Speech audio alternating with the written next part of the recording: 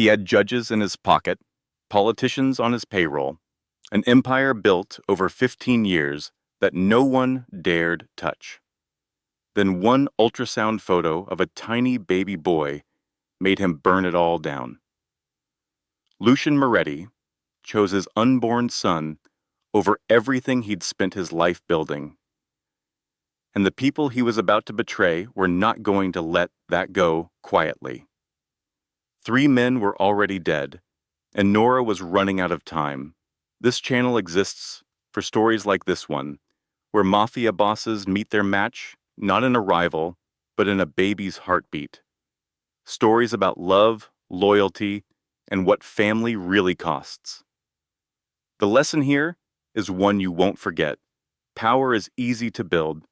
Becoming worthy of love is the hardest thing a person will ever do. Subscribe so you never miss a story. Leave a comment with your thoughts and share this, because someone you know needs to hear this today. Lying on the exam table, Nora felt a surge of love for the tiny person on the screen.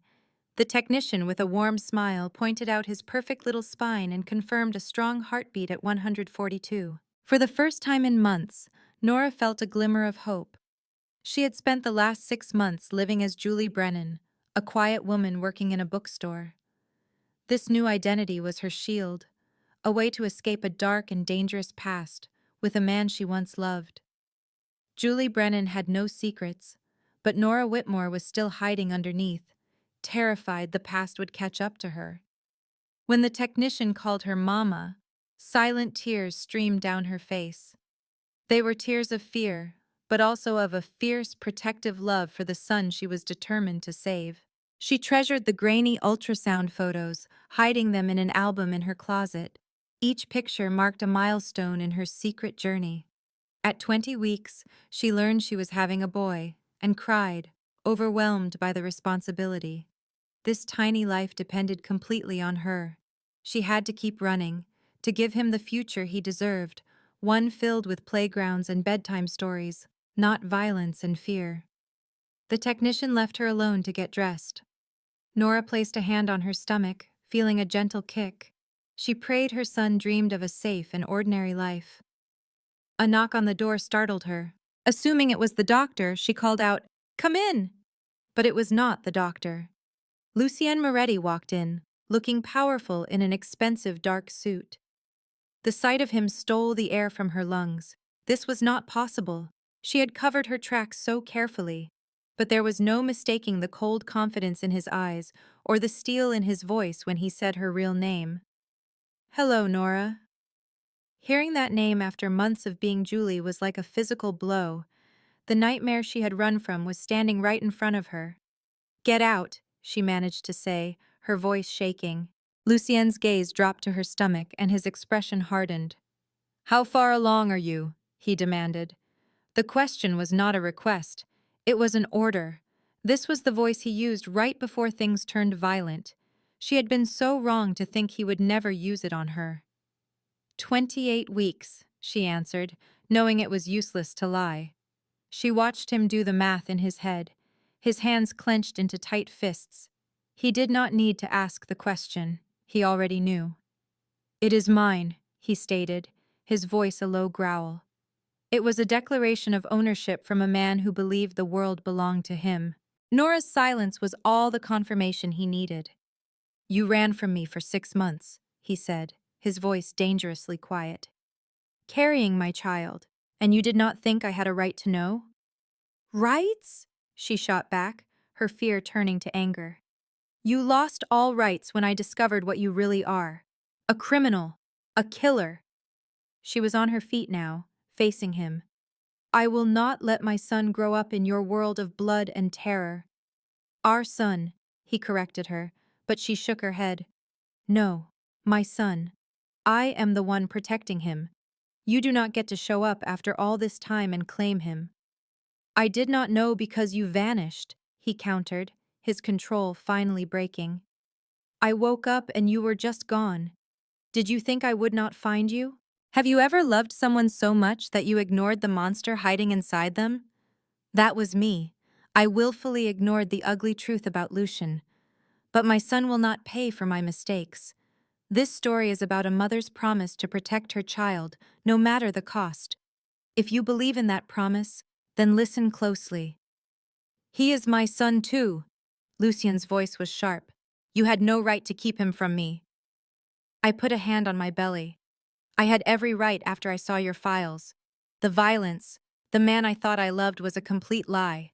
Do you really think you are safe? He asked quietly, his eyes scanning the small exam room with disgust. Hiding here under a fake name? Do you think that is enough to keep you hidden from people who might want to find you? A terrible chill went down my spine. What people? I whispered. He simply smiled, a cold, empty gesture. I am not the only one who has an interest in you, Nora. Use your imagination. The only reason you have stayed safe is because I allowed it, he said, his voice dropping low. I knew exactly where you were after the first month. Your social security number, your phone's location data, the bank camera footage. I have known for 5 months. The room began to spin around me. Then why? I managed to ask. Because I was angry, he admitted. But that was before I found out about my son. And do not lie and tell me he is not mine. You are 28 weeks along. The timing is perfect. He is ours. What do you want from me? I finally asked, feeling completely exhausted. He laughed, but the sound was bitter. I want you to stop this foolish game. I want my son to know who his father is. You can have supervised visits, I offered, my voice trembling. Supervised? He spat the word out. You will not treat me like a dangerous criminal. But you are one, I shot back. He pulled out his phone. In 2 minutes, my men will walk through that door. You can come with me willingly, or they will carry you out. It is your choice. I knew he was not bluffing. My heart sank. There is a coffee shop 2 blocks from here, I said desperately. We can talk there. It is a public place. He considered it, then nodded. Fine, he said with a smug smile. Smart girl. But he had no idea what a desperate mother was capable of. He thought he had me cornered, but he was wrong. In that coffee shop, surrounded by people, I saw my one and only chance for freedom. As Lucien ordered our drinks, I discreetly passed a folded note to the young barista. It had the name of the lead detective in the city's organized crime unit. I had memorized it from Lucien's own files. The note also said, "He is armed, and I am his hostage." Lucien returned to the table, completely unaware. That was my revenge, using his own arrogance against him. Moments later, the cafe was quietly surrounded. He never saw it coming. I walked out of there alone, finally, truly free. The lesson is that true strength is not about running. It is about finding the courage to face your monsters and fight back on your own terms. My son would be born safe, and he would know that his mother was a survivor. The pictures of her son were still on the counter. Lucien moved faster, his hand covering the precious ultrasound images. He stared at them, his finger gently tracing the baby's profile. It was a soft touch from a man capable of such violence. He said quietly, "He looks like me." Nora wanted to argue, to tell him he could not possibly know that. But then he looked up, and she saw the raw emotion in his eyes. It was a look of pure ownership. She knew then that running was never an option, not while she carried a piece of him inside her. "The coffee shop," she said, her voice low. "It is 2 blocks west." He nodded. "I know the one." Of course he did. He knew every part of this city. They walked through the clinic in a strange silence. The waiting room was filled with happy couples talking about baby names and nursery colors. No one even glanced as Nora passed with the dangerous man behind her. To everyone else, they were just another couple. If only those people knew the truth. The cold October air felt like a slap as they stepped outside. Providence was beautiful in the fall, with golden leaves and crisp blue skies. It made her think of all the normal things her son would never experience if Lucien had his way. "Which way?" Lucien asked, his voice calm. Nora pointed west and began to walk. He fell into step beside her, his tall frame making people move aside without even thinking. You look healthy, he said after a block of silence. Pregnancy suits you. She did not know how to reply. Are you eating well? Taking vitamins? He pressed. I am fine, she answered. That is not what I asked. Yes, Lucian, she said, defeated. I am taking care of myself and the baby. I always worry, he admitted, his voice rough. You worry about your business and your enemies, she shot back. You do not worry about people. He stopped her, his hand firm but gentle on her arm. You were never just people to me, Nora. You were everything. Were, she repeated. Past tense. I never stopped, he said, his voice tight. For 6 months I lied to myself. I said I hated you for leaving. Then I saw you in that clinic pregnant with my child and I knew it was all a lie. It does not matter what we felt, she finally said. All that matters is our baby. He deserves to grow up safe. And you believe I cannot keep him safe? The question was filled with hurt. I think you live in a world where violence is the only answer. I think loving you puts a target on our son's back. She pulled her arm free and kept walking. I know what happened to Vitelli's daughter, Lucian. I know about the kidnapping and the ransom. I will not let my child live in that world. He stopped dead, the tension coming off him in waves. His voice was deadly quiet when he spoke. How do you know about that? I found the files you kept in your office safe, she confessed. Those files were encrypted. Your password was my birthday, she replied. The silence was heavy. When she dared to look at him, his face was like stone, his fury beautiful and terrible. You think you know me from some files? He said. Murder is not a business transaction. Sometimes it is, he stated coldly. Sometimes violence is the only way to prevent worse things from happening. And you get to decide what is worse? She challenged, stopping in front of the coffee shop. You get to be the judge and jury? I protect what is mine by doing whatever is necessary, he said, meeting her eyes. You want honesty? I will give it to you. I have done things you find unforgivable. But you are the one who chose not to look too closely. You accepted the gifts and the easy life without asking where it all came from. The accusation hit her hard because it was the truth. You are right, she whispered. I chose not to see. But I am not that person anymore, and my son will not pay for my mistakes.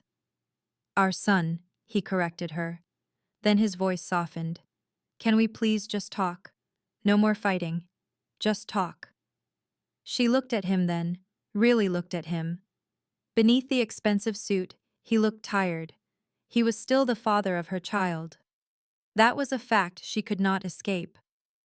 Fine, she said. We will talk. The coffee shop was quiet. Nora chose a small table in the back corner. Lucian ordered for both of them, an herbal tea for her and a black coffee for himself. It was exactly what he would have ordered 6 months ago, back when their lives were completely different. The familiar gesture made her heart ache. Thank you, she said, as he placed the warm cup in front of her. He simply nodded and sat down across from her. The tiny table felt charged, a space both too close and not close enough. He finally broke the silence. When is the baby due? Around January 15th. I hope you are seeing a good doctor. I am seeing the best one my bookstore salary can pay for. His face tightened. You are working in a shop. Well, someone has to cover the expenses. I would have paid for everything, he started, then stopped himself. It is too late for that. Too late for what? To support me with your money? Bitterness laced her words. I told you, Lucian. I never wanted your money. I just wanted to be free. And I still do. He stared at his scarred knuckles, new marks she did not recognize from the life she had fled. I am not going to take him from you, he said, his voice low. I know he needs his mother, but I will be a part of his life. Not a few supervised visits like some criminal. I mean real involvement, changing diapers, waking up for midnight feedings. I will be his father in every way that counts. But how? In the middle of your criminal empire, surrounded by danger? I am getting out. The words hung in the air. Nora could not believe what she heard. "What did you say?" "I am getting out," he repeated, his voice firmer. "I have spent the last 3 months trying to untangle myself from it all. I am selling illegal operations and moving assets into legitimate companies. It is impossible." "It is difficult," he corrected her, "but not impossible." His hand trembled slightly as he lifted his coffee cup. "Some people do not want me to leave. They see it as a weakness, a betrayal. There are debts that must be settled in blood, not money." "Why would you do all this?" she whispered, completely stunned. "Because I am 38 years old and I am so tired," he admitted, the exhaustion raw in his voice. "And because you left. For 6 months, I pretended I was better off without you, that nothing had changed. Then I saw you today, carrying my son. I realized this was my one chance to become a different man." Nora's hands shook. "You cannot just leave an empire like that, Lucian." "I know," he said. "It is dangerous. And there are nights I cannot sleep, trying to figure out how to do it without getting us all killed." His hand covered hers across the table. "But I am doing it for him. I am doing it for you. I want to be the kind of father our son deserves, not the kind who gets him killed before he turns 10. She desperately wanted to believe him, but it felt foolish. "Words are cheap," she said. "Prove it." His grip on her hand tightened. "How?" "I do not know," she answered. "But if you are serious, you have to show me. You have to actually leave that world behind." "I will," he promised. "Until then, we play by my rules. You can visit, but not at my home. We will only meet in public places. And you will not try to control me." He did not argue. Instead, he simply nodded. "Agreed, but on one condition. You have to stop running from me. Stop using fake names and hiding. Our son deserves parents who can be in the same room together. Is that all you want? For us to be civil?" "I want much more than that," he said with painful honesty. "But for now, this is enough." Suddenly, the baby kicked so hard that Nora gasped. "Are you okay?" Lucian asked, his eyes wide with concern. "I am fine. It is just him." She took his hand and placed it on her belly without thinking. "Feel that." A look of pure wonder replaced the hardness in his eyes. When the baby kicked again, Lucian's breath hitched. "That is him," he whispered in awe. "That is my son." He looked up at her, and in that moment, she saw past the monster to the man beneath. She saw the man she had once loved so deeply. And with a wave of terror, Nora Whitmore knew she might still love him. That thought was more frightening than anything else. She quickly pulled her hand back, needing to create some distance. "I should go," she said, grabbing her purse. "I have to work tomorrow morning. Still at the bookstore? Let me help you with money at least." He reached for his wallet, but she shot him a glare. "No. The second I take your money, you will think you own me again." "I never thought I owned you, Nora. You just acted that way," she countered, standing up. "If you want to be in my life, you need to understand that I am not the same woman who left you 6 months ago. I will not let you make my decisions, and I will not let you control me with fear or money." Lucian stood too, his presence filling the small space. "I understand that you are angry and scared," he said, his voice dropping low. "I know that in your story, I am the bad guy. But we created a life together, and we both have a responsibility to him now.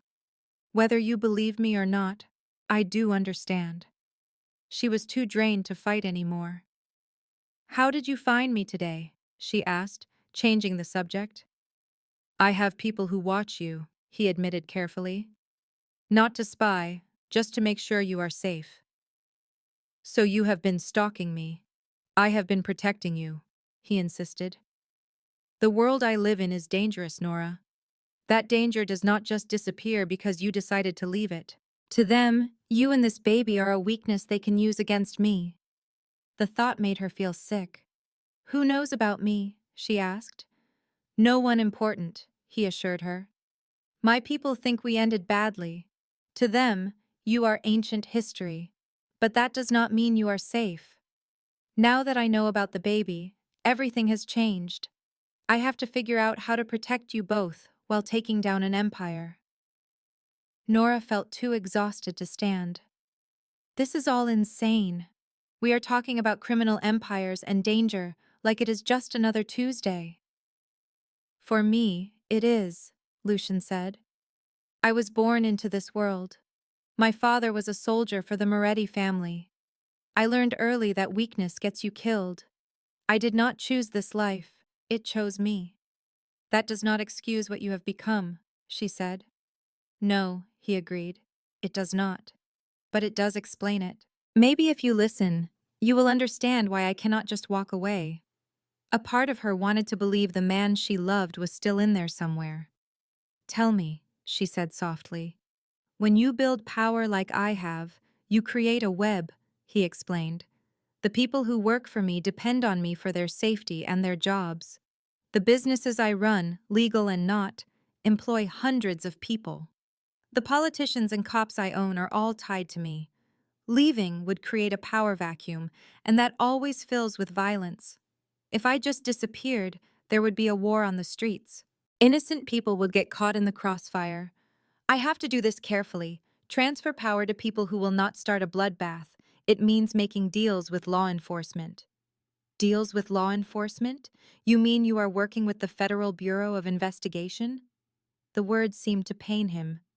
I am not proud of it. But if it means my son grows up with a father who is not in a prison cell or buried 6 feet under, I will do it. How long have you been planning this? She asked. 3 months, he said. I woke up one morning and realized I was 40 and alone. I knew if I kept going, I would be dead before I turned 50. I realized I did not want to spend the next 10 years waiting for a bullet with my name on it. So this was never about me or the baby, she said. You were already getting out. Does it matter? He asked. Does it change anything that my reasons were selfish before they were about you and our son? She did not know. What if you cannot do it? What if you fail? Then I die and you disappear, he said simply. I have set up everything you need. New identities, money, and people who will help you vanish. If I fail, you and our son will be protected. You talk about dying like it is a sure thing. In my world, it is always a sure thing, he said. The only question is when. But I will do everything in my power to make sure that day is decades from now. He took her hand. I will be the best father I can be, and I will hope that one day you will see me as something more than the enemy. Even if you hate me for the rest of your life, I will be there for our son. That is not negotiable. She looked at their hands, feeling the weight of it all. I need time, she said. Time to think. How much time? A week? She asked, pulling her hand away. 6 hours ago, I was just a woman living a quiet life. Now you are here, and I cannot think straight. Lucian nodded. I can give you a week. He stared at her, his eyes begging her not to run again. He explained that the world he was leaving did not let people go easily. There were things happening that even he could not control. Fear twisted in her stomach. Because of him, and because of their baby, she was no longer safe. He told her he was assigning a security team to her apartment. It was not a request. She wanted to argue, to hold on to her independence. But then, the baby kicked. It was a tiny, powerful reminder that her pride was no shield against real danger. She finally agreed with one condition. His men had to stay outside her apartment. He pulled out his phone, and with a few quick taps, it was done. The speed at which he commanded people was both amazing and frightening. He insisted on walking her home to make sure it was secure. She almost laughed. Lucian Moretti, the feared crime boss, was acting like a concerned father, but the worry in his eyes was real, and she was too exhausted to fight him anymore. They walked out into the cool autumn evening. As they walked, he surprised her by asking about the bookstore where she worked. The question was so normal it caught her off guard. She described the small, quiet shop run by a 70-year-old woman named Margaret. She explained that she loved the job because it was safe, and no one asked questions about her past. He understood why she had run away from the penthouse apartment and designer clothes he could have offered. That life, he said, came with strings. She was right to cut them. But she knew the strings were never truly cut. They had just gotten longer. The neighborhood she had chosen felt safe, with its tree-lined streets and well-kept brick buildings. She pointed out her apartment on the third floor. Lucian, however, saw only dangers she had never imagined. He noted the fire escape on the back was an easy way for someone to get in. Inside her small, tidy home, he immediately dismissed the locks on her windows. He said they were so weak they would not stop a teenager, let alone a professional who wanted to get to her. He was not trying to scare her. He was just being honest. The moment his enemies found out about the baby, their son would become a target. The casual way he spoke about the threats made her sick. In a broken voice, she told him the safest thing would be for him to stay away. Pain flashed in his eyes. He told her that was not a choice. He cupped her face in his hands and delivered the terrible truth. Their son carried his blood. That meant he was already part of that violent world by birth. The only choice she had was whether their son would face it with his father's protection or without it. Tears stung her eyes. "That's not fair." He agreed, his voice soft. "No, it is not. But it is the truth." She wanted to argue, to insist she could keep their son safe on her own, but his gaze held the harsh reality of the world he lived in. "I hate this," she whispered. "I hate that you are right. And I hate that our son will know his father is—" She could not finish. "A criminal," he said for her, his voice rough with disgust. "I know what I am, Nora, but I am also a man who loves his son enough to destroy everything he has built to give that boy a better life. That has to mean something." His raw honesty broke through her anger. In that moment, he was not the monster the world knew. He was just a father terrified of failing his child. "1 week," she said softly. "You give me 1 week to think. No pressure, no manipulation." He agreed immediately. 1 week. But I am upgrading your security. That is not negotiable." He leaned down, not for a kiss, but to press his lips gently to her forehead. "Take care of yourselves," he murmured, and then vanished. Nora was left alone with a future that felt more uncertain than ever. The week that followed was a strange kind of nightmare. Heavy-duty deadbolts appeared on her door, looking like they belonged on a bank vault. A new, encrypted phone arrived with his number already saved. Then, a high-end security system was installed while she slept. She should have been angry about the invasion of her privacy. But every time she wanted to protest, she remembered his warnings about keeping their son safe. Her boss, Margaret, noticed her anxiety. "You want to tell me what is going on, honey?" she asked during a quiet moment. "You have been on edge all week. The father of my baby found me. Margaret, my wise old friend, just listened as I tried to explain why I had run. He wants to be involved, but he wants things I cannot give him, like trust or a second chance. He lied about who he was, and when I found out, I ran to protect our baby. Now he claims he is leaving that life behind, but believing him feels dangerous." Margaret told me something from her 50 years of experience. Everyone deserves the opportunity to change, but not everyone deserves to be believed. She said the real question was not if he could change, but if I was willing to risk being wrong about him again.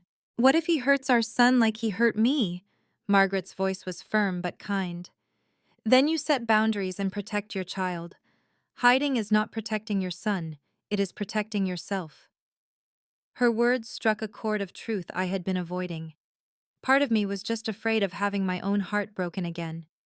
That night, I made a decision. I called the only number in my secure phone. Lucian answered immediately. I told him we needed to meet tomorrow to talk about what comes next. We agreed on Roger Williams Park by the pond at noon. I made it clear this was not forgiveness. This was about finding a way to be parents without destroying each other. He simply thanked me for the chance. I hung up before fear could change my mind. A small part of me hoped that second chances were real. The next morning, I dressed in comfortable clothes. I paused, realizing I was dressing like someone who might need to escape at any moment. Being in his world had already changed me. I found a bench by the water, my hands resting on my belly where the baby was kicking. I hoped my son could not feel my anxiety. Lucian arrived exactly at noon. He wore a leather jacket, trying to look casual, but he still carried himself with an air of command. Two men stood near the parking lot, his bodyguards. "You brought guards to a park?" I asked. He said he brings them everywhere, I just usually do not see them. It was a chilling reminder of his world. He looked tired, with dark circles under his eyes. I told him I was there because I realized I could not run forever. He was the baby's father, and we had to find a way to coexist for our son. But I had one condition. We had to be on equal footing. No more of him making decisions for me or using his power to control everything. We figure this out together, or not at all. He was quiet for a long time. He admitted that letting go of control would be difficult for him. It was how he had survived his entire life. "Then you need new instincts," she said, her voice surprisingly firm. "I will not be bullied or controlled. I have been on my own for 6 months, and I will continue to be fine, with or without you. This is about whether you can be a partner." She placed her hand over his. "Because our son needs a real father, not just a check in the mail." His hand immediately gripped hers, his voice thick with emotion. "I want everything, Nora. The late-night feedings, the first steps, all of it. I want to be the father I never had." To prove it, he pulled out his phone. He showed me transfer agreements. He was giving up his main operations, the parts of his empire used for illegal business. "As of yesterday, I no longer control the assets that moved and stored contraband," he explained. He then showed me another file, an agreement with federal prosecutors. "I am giving them information on corrupt officials in exchange for immunity, for us." I looked at his face and saw only exhaustion and a grim determination. "How much danger does this put you in?" I asked. "A lot," he admitted. "There are people who would kill me for this. They see me as a top priority target." He squeezed my hand. "But they do not know about you or the baby. As long as we keep it that way, you are safe. That is why the security is so important." His goal was to be completely free by the end of January, right when our son was due. "And if that does not work?" I asked. "Then you and the baby disappear," he said calmly. "A trust is set up in his name. You will be taken care of." I shook my head. "I do not want your money, Lucian. I want our son to have a father." My voice broke. "And I want to believe the man I fell for was real, not just a monster in disguise." His thumb brushed away a tear. "He was real, Nora. Everything I felt for you was real. The lie was the empire I built in the shadows." "I do love you," I confessed, hating the words as I said them. "And I hate that being near you still feels like coming home." He kissed me then, a kiss filled with desperation and everything we could not say. I kissed him back, even as my mind screamed it was a mistake. When we parted, a swift, hard kick from the baby made me gasp. It was a sharp reminder that our time was running out. He placed his hand on my stomach, his expression transformed by wonder. The mention of family led him to open up. "My mother died 6 years ago," he said quietly. "And my father. He was murdered when I was 15. I came home from school and found him bleeding on the kitchen floor." My hand covered his. "I ran for about 6 months," he continued, his eyes dark with memory. "Then I stopped running and started fighting. I was 17 when I killed the first man responsible for my father's death." He told me a story about his own father's murder. He was just a teenager when he tracked down the man responsible and killed him. He felt nothing but satisfaction. The way he spoke of it should have terrified me. Instead, I just felt sad for the boy he once was. I told him quietly that I did not want our son to grow up believing violence is the solution. "That is why I am getting out, Nora," he said. "Not for me. I am getting out because I refuse to watch our son become like me." The baby kicked again, as if he heard his father's words. In that moment, something inside of me finally began to shift. "I want to believe you," she said, some of her defenses finally falling. "I want to believe we can build something good out of this impossible mess." He lifted her hand and kissed it. "Then believe me. Give me a chance to prove it." Just then, a bodyguard approached, his expression urgent. Lucian's entire demeanor changed, the tender father replaced by the dangerous man who had survived for 15 years. "What is it?" His voice was sharp. "We have a situation. An incident at the warehouse. 3 men are dead, and the police want to talk to you. The ownership papers have not cleared yet." "Someone is trying to sabotage my exit," Lucian said grimly, squeezing her hand. "This is a big problem." Fear gripped her. He cupped her face, his voice intense. "If you do not hear from me within 48 hours, there is an envelope taped under your bathroom sink. It has everything you need to disappear. Do you understand?" He was scaring her. He kissed her quickly, desperately. "I love you. I have loved you from the first moment I saw you." Then he was gone, striding toward a black car, leaving Nora with her heart in her throat. The bodyguard, Michael, approached her gently. "Ma'am, I should get you home." She demanded the truth. Michael hesitated, then told her. It was a professional hit, execution style. It was not about drugs. It was about sending a message. "What message?" she asked. "That Lucian Moretti does not get to just walk away." Michael guided her to another car while her mind raced. This was Lucian's world, and it was catching up to them fast. Back in her fortified apartment, Nora sat on the couch, realizing she had gone to the park looking for a peaceful future, and had walked directly into a war. After he left to face that danger, a wave of pure terror washed over her. She fell to her knees, sick with the fear of losing the man she had tried so desperately to stop loving. With shaking hands, she reached under the bathroom sink for the envelope he had hidden there. For a moment she hesitated, afraid to see what was inside. When she finally opened it, her world tilted.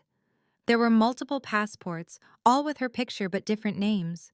There were bank account numbers with balances that made her dizzy. It was his final, silent message, a plan to protect her and their son, no matter what happened. The letter was in Lucian's handwriting, dated 3 weeks before.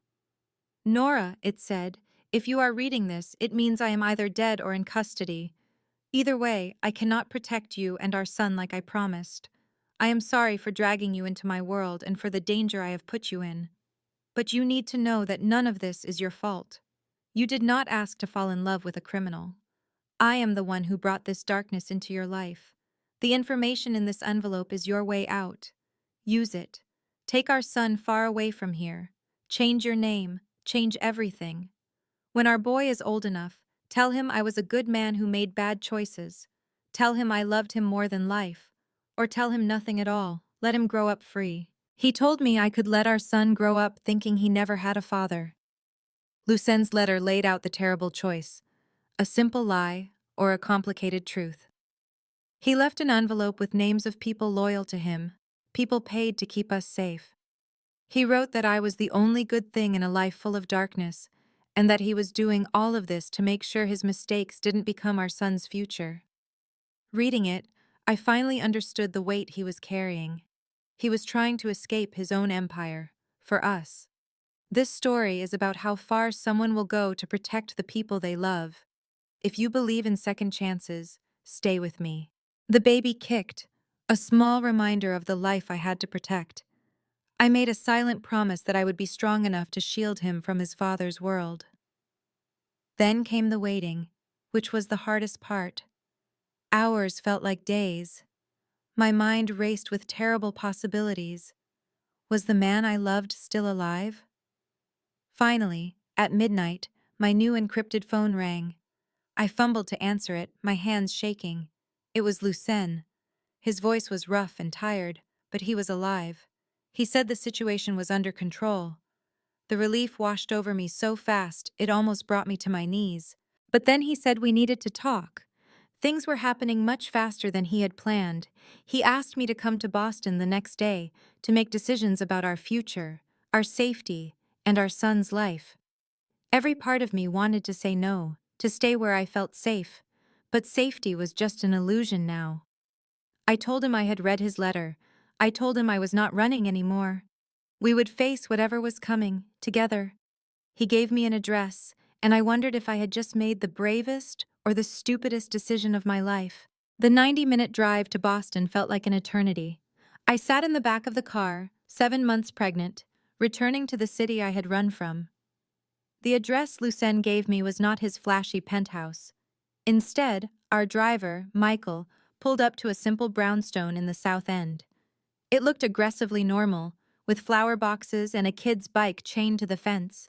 It was the kind of place families lived, not criminals on the run. Michael told me Lucien was on the 3rd floor and that he would be waiting outside. I climbed the creaky stairs and knocked on the door marked 3B. Lucien opened it instantly. He looked exhausted, with dark circles under his eyes, but his face lit up when he saw me. He pulled me inside and locked the door behind us with 3 separate bolts. He explained this was a clean safe house, completely untraceable, one of several he kept for emergencies. It was a place where we could disappear, a place where we could start over. He had been planning this escape for a long, long time. Imagine being forced to choose between saving your own life or staying with the man you love. That was Nora's impossible decision. Pregnant and in hiding, she was supposed to be safe. But a ruthless man from her partner Lucian's past discovered she existed, putting a target on her and their unborn child. He told her what happened. A man he was testifying against, Vincent Caruso, had framed him for murder. Caruso's goal was to destroy Lucian's credibility as a witness. It nearly worked. The police were ready to arrest him, and it took his lawyers 6 hours to prove his innocence. But Caruso was not finished. Lucian leaned forward and said the words that made her blood run cold. "Providence is not safe anymore. He knows about you, Nora." He explained that Caruso's men must have followed him. It was only a matter of time before they figured out exactly who she was. The room started to spin. Nora put a hand on her belly, feeling the baby kick against her palm. Lucian had promised her that no one knew about them, that she and the baby were completely safe. That promise was now broken. Lucian gave her 2 options. The first was to run again. He could get her out of the country with a new name and enough money to raise their son in safety. But she would have to go alone. Because of his deal with the prosecutors, he was not allowed to leave. The idea of raising their child without his father was heartbreaking.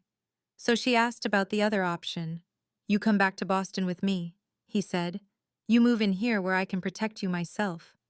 He admitted it would be dangerous, but at least they would face the storm together. She looked at the man she loved, a dangerous man who was ready to leave that life behind. But she understood that his dangerous past was also what made him strong enough to protect their future. "If I stay," she said, "we do this with no more secrets. You tell me everything." He agreed immediately. They would be partners in this. He took her hand and promised to be there for everything, the good and the terrifying. He wanted to be a father to their son, not just a man who sent money from far away. Staying was a terrible risk, but running was just as dangerous. Both choices could lead to complete disaster. Yet, only staying gave their son a chance to be born with both his parents. Nora had to know the timeline. He told her it would take 6 weeks, with January 1st as his target. In that time, he had to transfer every asset and testify against the criminal organization he once led. Lucian admitted it was dangerously close to her due date, but moving faster would get them all killed. 6 weeks. Was it possible to stay safe that long with a man like Caruso hunting for them? Lucian insisted they had a better chance together. He was working with federal prosecutors, betraying a code he had lived by his entire life. He would become a traitor 1,000 times over if it meant his son would have a father. His honesty moved her, and for the first time she leaned into his embrace. He held her carefully, his hands trembling slightly. She whispered that she was scared, and he admitted that he was too. Lucian promised that from now on, they would face every impossible choice as a team.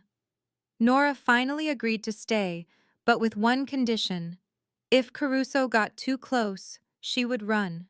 She would not risk their son's life on hope alone. Lucian accepted her terms and told her their new home was ready. He promised she could have the second bedroom for herself if she needed space, acknowledging how strange it would be. They would be playing house while their world was burning down around them. He showed her the apartment. It was a small, dated place, nothing like the luxury they had known before, but it felt more like a real home than a beautiful cage. When he opened the door to the smaller bedroom, he called it the baby's room. He said they could fix it up however she wanted. Standing in the empty space, Nora tried to picture a crib and a changing table. It seemed impossible to prepare a nursery while on the run from killers. But somehow, building something real in the middle of the chaos felt right. She said they would need to go shopping for the baby. Lucian told her to make a list, and he would have everything delivered. He watched her for a moment, then gently urged her to rest. He reminded her she was 7 months pregnant and had just learned a dangerous man was hunting her. It was okay to not be fine. That permission to be vulnerable almost broke her. She sank to the floor, admitting she didn't know how to be pregnant and terrified at the same time. She didn't know how to trust him again after he had nearly destroyed her before.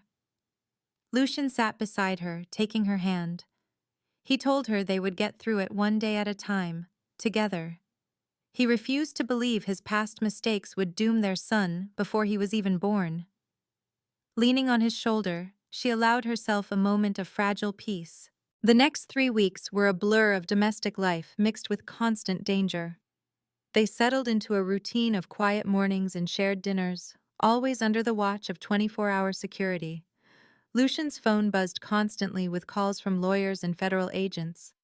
Nora focused on the baby's room, assembling a crib and washing tiny clothes, creating a small island of peace. The work was a welcome distraction from the fear that never truly went away. One evening, Lucian came home looking exhausted, but with a look of relief in his eyes. He finally had a firm date from the prosecutors. His grand jury testimony was scheduled for December 22nd, just 3 weeks before her due date. With each passing day, another piece of Lucian's empire was dismantled. It wasn't dramatic, like in the movies. It was a slow grind of paperwork and phone calls that left him looking completely drained. Yet he still found the energy to ask about my day and help me assemble the baby's crib.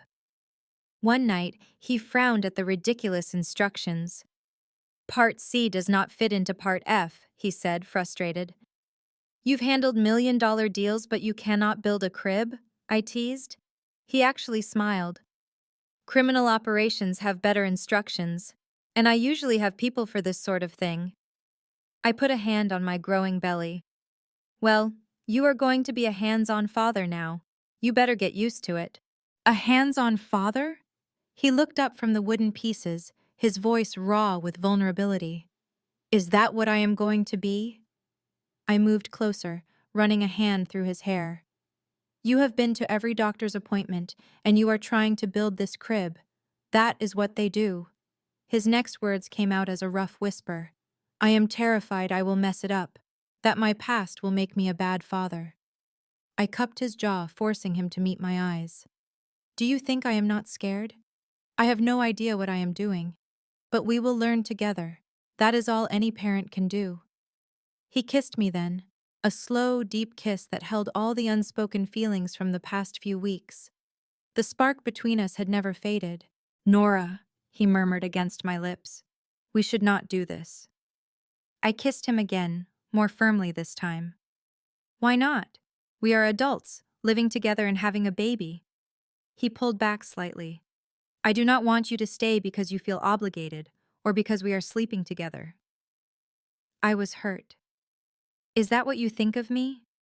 I am here because I choose to be, because our son deserves to have both his parents, and because, against all my better judgment, I still love you."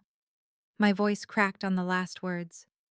"I am tired of being alone, Lucien." He stood, pulling me into his arms, and kissed me with a desperation that matched my own. "I love you, Nora," he said. "I am tired of pretending, too." I took his hand and led him to the bedroom. Our reunion was a mix of tenderness and fierce longing. It felt like all the broken pieces of my life were finally clicking back into place. Lying in his arms afterward, I felt a deep sense of peace. "What are you thinking?" he asked softly. "That in this exact moment," I said, turning to face him, "I am happy." He kissed my forehead. "We are allowed to find joy, even when the world is falling apart." 3 hours later, his phone rang, shattering the calm. I watched him transform. The relaxed man I was with vanished, replaced in an instant by a hardened, dangerous operator. "What is it?" I asked as he threw on his clothes. "Caruso made his move," Lucian said, his voice clipped and urgent as he spoke to his security team. "He tried to take out a prosecutor. The feds had him protected, but this changes everything. It speeds up the entire timeline." He turned to me, his expression grim. "We need to be ready to leave. Pack a bag with only the essentials. Keep it by the door." A cold dread washed over me. "Do you think we will have to run?" He cupped my face in his hands. "I will keep you and our son safe, but you must trust me and do exactly as I say. Can you do that?" I nodded, too scared to speak. Then he was gone, leaving me alone with my fear. At 3 in the morning, Lucien came back.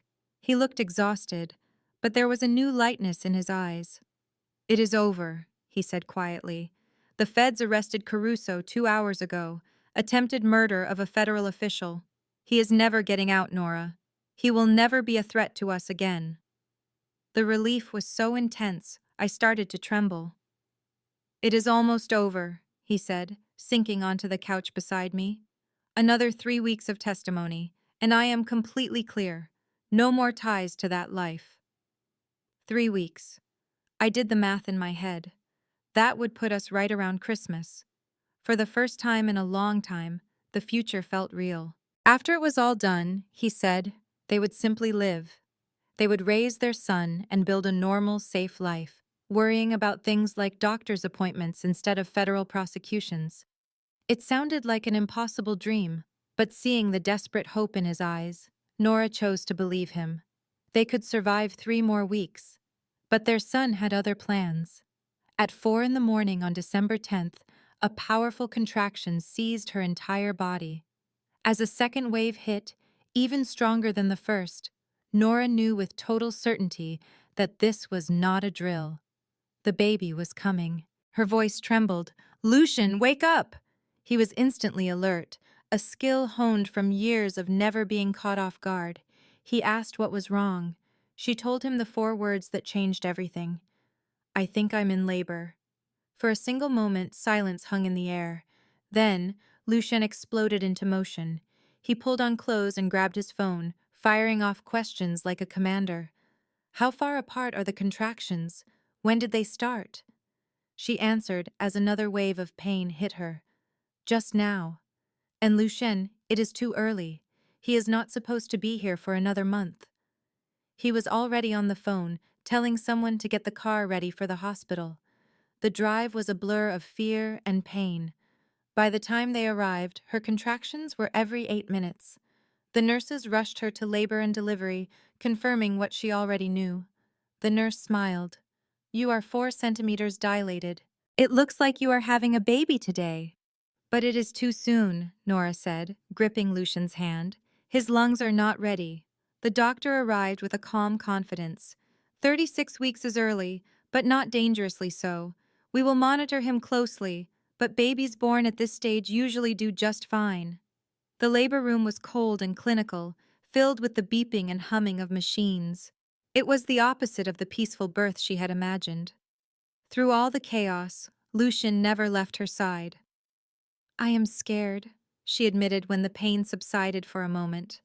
He gently brushed the hair from her face. "I am scared too. What if he is not okay?" His voice was firm. "Then we will deal with it. But he is going to be fine, Nora. He is strong, just like his mother." The hours crawled by as the waves of pain grew stronger and closer together. Nothing could have prepared her for this level of intensity. She had taken classes and read books, but reality was a different story. The pain erased everything else. Lucian was her anchor. He never flinched when she squeezed his hand until her knuckles were white. He whispered words of encouragement when she screamed. As the contractions hit the 7-minute mark, she gasped, "I cannot do this. It is too much." He pressed his forehead against hers, forcing her to look at him. "Yes, you can. You are the woman who survived loving me. You can survive anything."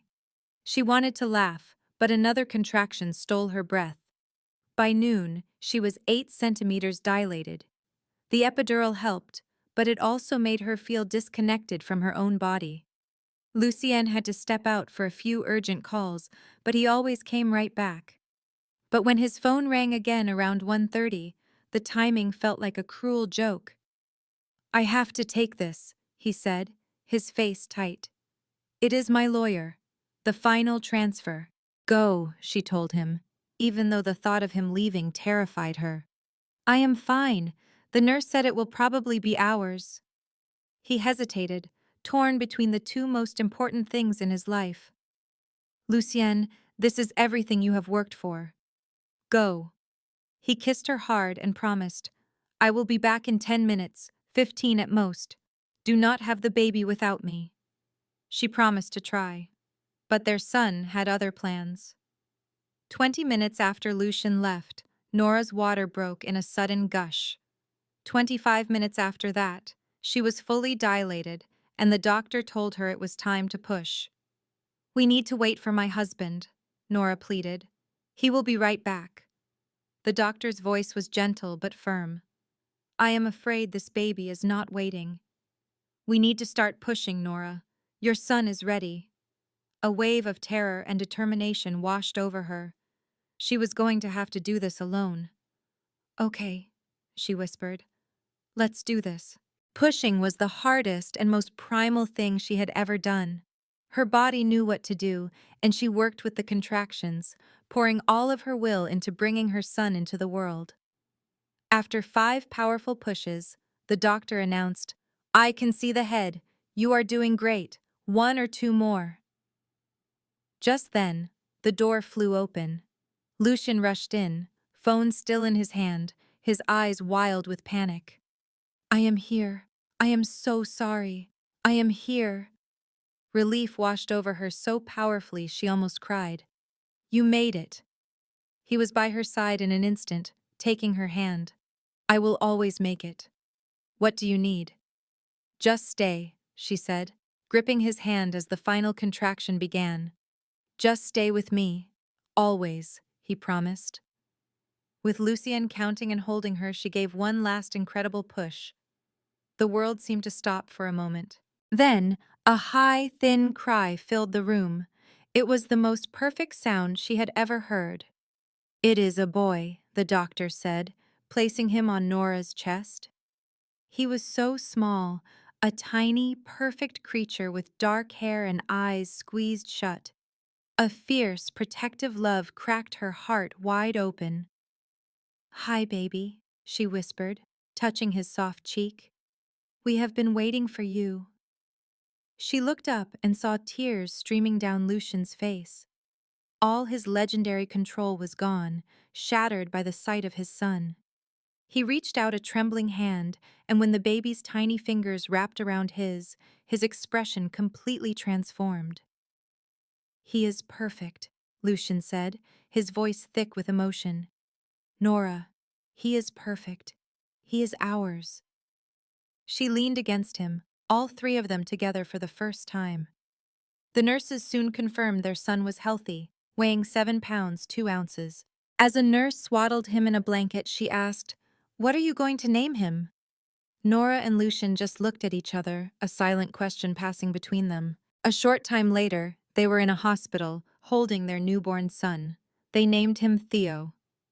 As Nora held him, she marveled at his tiny features. Lucian sat beside her, pointing out that Theo had her eyes and his stubborn chin. In the middle of all their fear, this moment felt perfectly normal. As they were admiring their son, Lucian's phone buzzed. He read the message and a look of relief washed over his face. "It is done," he said quietly. The final transfer of his assets went through at 2:15. Everything from his old life was gone. She could hardly believe it. "You are free," she whispered. He looked down at their son, who had been born just a little after 1:45, less than 30 minutes before his father's past was officially erased. The timing felt like a sign from the universe. Their son's new life began at the exact moment his father's old one ended. "Now," Lucian said, "we go home and we build the life we have been fighting for. All three of them, together." And in the strange, quiet days that followed, they began to learn how to be a family. Model. Watching Lucien with our son Theo was a revelation. This powerful man was so incredibly gentle, holding our baby as if he were made of glass. He was terrified of getting it wrong, but he was present for every single moment. When a social worker came to the hospital, Lucien turned on the charm. He calmly explained that we had a 2-bedroom apartment ready for Theo. When she asked about his job, he told her he was moving out of the import and export business and into commercial real estate. It was the truth, just with the criminal parts left out. He was building our new life, one careful lie at a time. A man who once ran a criminal empire was about to face his greatest fear: a quiet, normal life. In the dark of a hospital room, Lucien held his wife Nora's hand. Their son Theo slept peacefully nearby. He whispered that his final testimony was scheduled, the last step to burying his violent past forever. His dream wasn't riches or power, but a boring future where the biggest crisis was what preschool to choose. For them, after everything they had survived, boring sounded like a miracle. This is a story about how the most ordinary life can be the most extraordinary reward. Bringing Theo home was harder than any mission Lucien had ever planned. That first night, their tiny son woke them up every 90 minutes. As Nora nursed the baby, exhausted but smiling, Lucien hovered, completely lost. By 4 in the morning, Nora started to laugh. She reminded him how just weeks ago they were fighting for their lives. Now, they were just two sleepless parents, totally defeated by a newborn. It was the most normal thing in the world, and that's what made it feel so magical. The weeks passed in a blur of diapers and feedings. Lucien threw himself into being a father, reading every book he could find. But as his testimony on January 15th approached, Nora saw the old tension return. He worried his past would still find a way to tear their new life apart. Nora reminded him of the choices he had made, of the dozens of criminals now behind bars because of him. She urged him to have faith that they didn't go through all that pain just to have it end now. The night before he testified, Lucien stood over Theo's crib, his heart breaking with fear. He confessed to Nora that he was terrified he would fail as a father, that his past would somehow destroy his son's future. But Nora took his hand and made him look at their sleeping child. She told him he was already a hero to Theo. He had sacrificed an empire for the chance to give his son a safe, loving home.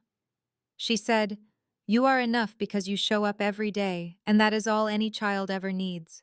After 6 agonizing hours of testimony, Lucien walked through the door a free man.